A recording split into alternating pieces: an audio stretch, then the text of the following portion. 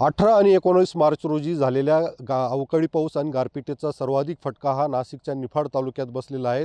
एकंदरीत 1760 शेतकरी जे तर त्यांच्या शेती पिकांचं जे नुकसान झालेलं आहे आणि यामध्ये 786 हेक्टरवरील द्राक्षे, कांदा, गहू, हरभरा आणि यासह मका पिकाचं नुकसान झाल्याची आकडेवारी जी तर ती पंचनाम्यानंतर समोर आलेली आहेत। आपण पाहू शकतात की मी आता निफाड तालुक्यातील खडकमाळेगाव येथील दिलीप रायते ह्या शेतकऱ्याच्या शेतावर असून या ठिकाणी मका असेल, कांदा असेल, द्राक्ष असेल ह्या पिकांना जे तर ते मोठा फटका बसलेला आहे।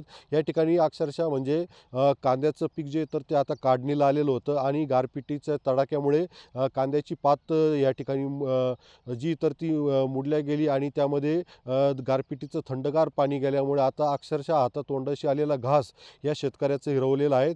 आणि एकंदरीत पाहता निफाड तालुक्यात 390 हेक्टरवरील कांदा पिकाला जे तर ते अवकाळी पाऊस आणि गारपिटीचा फटका बसला आणि तसंच त्या पाठोपाठ जे तर ते द्राक्ष पिकाला सुद्धा या ठिकाणी फटका बसलेला आहे।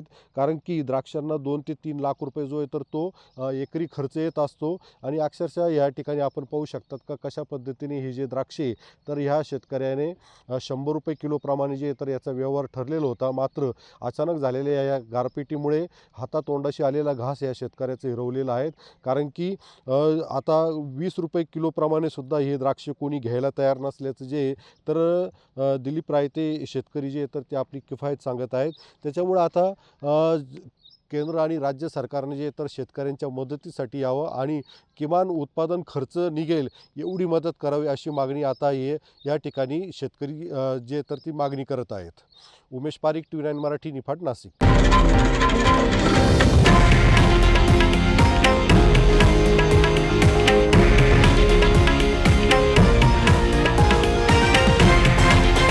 हे आहे देशातील नंबर 1 न्यूज नेटवर्क आणि आपण पाहत आहात TV9 मराठी, एकमेव।